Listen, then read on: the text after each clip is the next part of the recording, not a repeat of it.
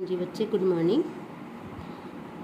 आज बेटा हमारा इंग्लिश का टॉपिक है write and learn sound of O.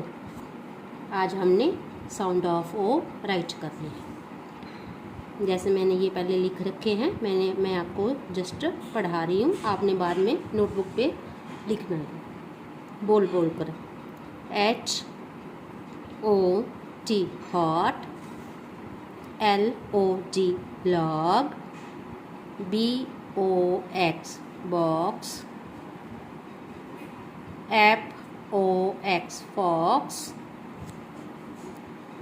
DOG dog, DOT dot, TOP top, MOP mop, next GOD God, NOT not, ROD rod, speak and write, COW cow, OX ox, SON sun,